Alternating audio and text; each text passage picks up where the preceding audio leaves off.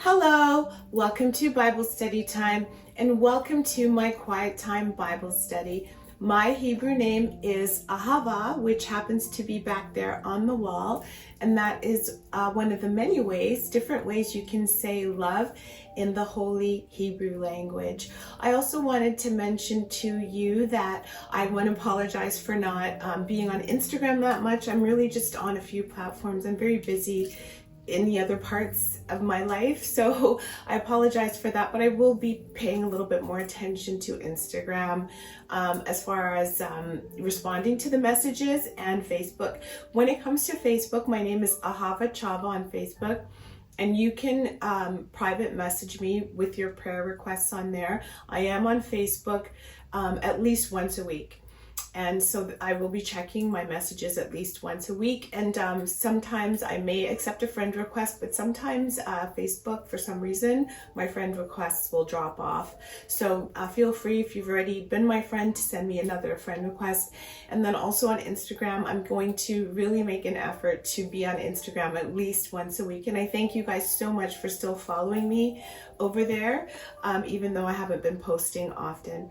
So this is my prayer room where I engage in different Bible study and connect with the Most High Creator, God of all gods, the God of all spirits, who's written about in this Holy Hebrew Bible.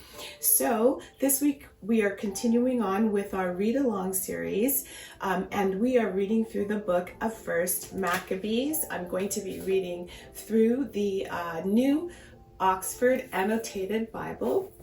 And the book of First Maccabees happens to be an apocryphal book, and apocrypha just means hidden. And so I'll just read you a couple little pointers before we get into chapter 3, which is the chapter that we are going to be discussing, or just reading through today. But we'll discuss some more things as far as the content, which I find fascinating in this book. We'll discuss it in detail once we've completed the whole book of First Maccabees. So I'm just going to read to you from page 1581 regarding the literary history and I just want to share with you the historical context today of the book of First Maccabees. Now, Judea had known a long period of relative peace and prosperity, first under Alexander the Great, and that was between 332 and 333 BC, and then under Ptolemies, the successors to under the Ptolemies, who were the successors to Alexander in Egypt as a result of Alexander the Great's rule. Hellenism, which refers to a mixture of Greek and Semitic cultures, had dominated all of the countries of the Eastern Mediterranean basin. Okay, so then by the 2nd century, when Judea came under the rule of Seleucid, the successors to Alexander's rule in Mesopotamia and Syria, Jews were then divided over how to relate to the culture that was there at the time, which happened to be the Greek culture. The upper classes in Jerusalem, the Hellenizers, had long adopted, the Greek lifestyle, right? And the Greek ways of living. And so the upper classes adopted that lifestyle, and then the poorer people of the rural areas tended to cling to the customs of their ancestors. So this book of First Maccabees consistently presents the Hellenizers as renegades, as apostates. And we read that in chapter number 1. And their introduction of the Greek gymnasium and all that went with it. And you'll find a discussion surrounding the Greek gymnasium, where our gyms come from, the ones we used to play in elementary school. That's outlined in the book of 2nd Maccabees. And those are at the root of the struggles that were occurring between these two demographics at the time. In this situation of complex religious, economic, and political tensions, the actions of the Seleucid ruler Antiochus were a match in a tinderbox, according to scholars. In 169 BCE, Antiochus invaded Egypt to reclaim Judea from Ptolemy. On Antiochus's return, he pillaged the Jerusalem temple for purely financial reasons. The following year, believing Judea to be in revolt, Antiochus attacked Jerusalem more viciously. Just one moment. And the subsequent attempt to suppress the Judeans by attacking the religious law led to the War of Independence and its horrors described in 1 Maccabees, which we're reading through right now. Now, into this crisis, the author of 1 Maccabees introduced to us, when we read through at the beginning, the priestly family of Matthias and his sons, Judas, Jonathan, Simeon, and they were referred to as the deliverers of Judea, fearing that the policies of the Hellenizers would destroy Jerusalem. Judas Maccabeus and his men mounted a campaign of armed resistance against both enemies using a combination of guerrilla warfare and diplomacy. They succeeded in receiving and purifying the temple after Antiochus had defiled it, fortifying Jerusalem and securing a measure of independence for Judea.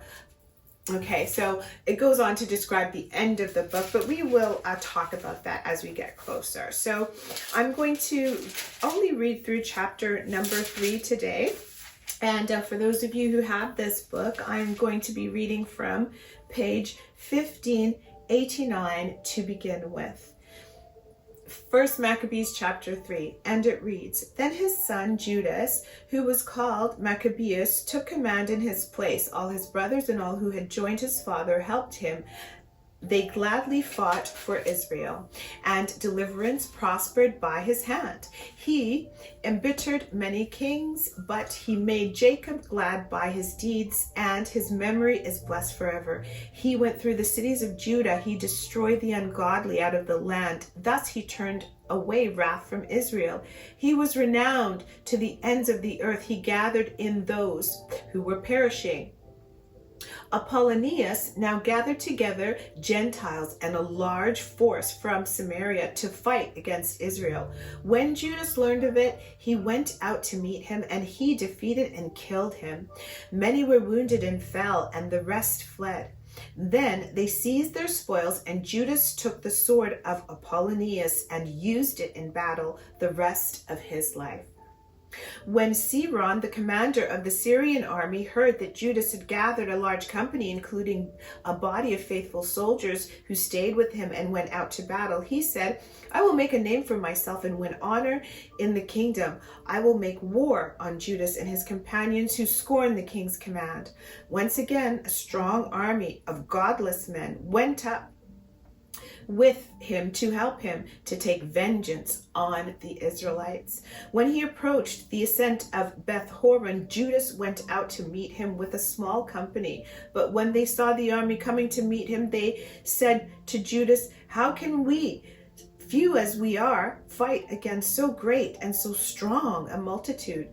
We are faint, for we have eaten nothing today. Judas replied, It is easy for many to be hemmed in by few, for in this sight of heaven there is no difference between saying by many or by few. It is not on the size of the army that the victory in battle depends, but strength comes from heaven. They come against us in great insolence and lawlessness to destroy us and our wives and our children and to despoil us, but we fight for our lives and our laws. He himself will crush them before us. As for you, do not be afraid of them. When he finished speaking, he rushed suddenly against Siron and his army, and they were crushed before him. They pursued them down the descent of Beth Horon to the plain. 800 of them fell, and the rest fled into the land of the Philistines. Then Judas and his brothers began to be feared, and terror fell on the Gentiles all around them. His fame reached the king, and the Gentiles talked of the battles of Judas. When King Antiochus heard of these reports, he was greatly angered, and he sent and gathered all the forces of his kingdom, a very strong army. He opened his coffers and gave a year's pay to the forces and ordered them to be ready for any need. Then he saw that the money in the treasury was exhausted and that the revenues from the country were small because of the dissension and disaster that he had caused in the land by abolishing the laws that had existed from the earliest days. He feared that he might not have such funds as he had before for his expenses and for the gifts that he used to give more lavishly than preceding kings. He was greatly perplexed in mind. Then he determined to go to Persia and collect the revenues from those regions and raise a large fund. He left Lysias, a distinguished man of royal lineage, in charge of the king's affairs from the river Euphrates to the borders of Egypt. Lysias was also to take care of his son Antiochus until he returned, and he turned over Lysias half of his forces and the elephants and gave him orders about all that he wanted done. As for the residents of Judea and Jerusalem, Lysias was to send a force against them to wipe out and destroy the strength of Israel and the remnant of Jerusalem. He was to banish the memory of them from the place, settle aliens in all their territory, and distribute their land by lot. Then the king took the remaining half of his forces and left Antioch, his capital, in the 147th year. He crossed the Euphrates River and went through the upper provinces. Lysias chose Ptolemy, son of Dorymenes, and Nicanor and Gorgas, able men among the friends of the king, and sent with them 40,000 infantry and 7,000 cavalry to go into the land of Judah and destroy it as the king had commanded. So they set out with their entire force, and when they arrived, they encamped near Emmaus in the plain. When the traders of the region heard what was said to them, they took silver and gold in immense amounts and fetters and went to the camp to get the Israelites for slaves. And forces from Syria and the land of the Philistines joined with them. Now Judas and his brothers saw the misfortunes that had increased and that the forces were encamped in their territory. They also learned what the king had commanded to do to the people to cause their final destruction. But they said to one another, "Let us restore the ruins of our people and fight for our people and the sanctuary." So the congregation assembled to be ready for battle and to pray and ask for mercy and compassion. Jerusalem was uninhabited like a wilderness. Not one of her children went in or out. The sanctuary was trampled down and aliens held the citadel. It was a lodging place for the Gentiles. Joy was taken from Jacob. The flute and the harp ceased to play. Then they gathered together and went to Mizpah, opposite Jerusalem, because Israel formerly had had a place of prayers in Mizpah. They fasted that day, put on sackcloth, and sprinkled ashes on their heads, and tore their clothes.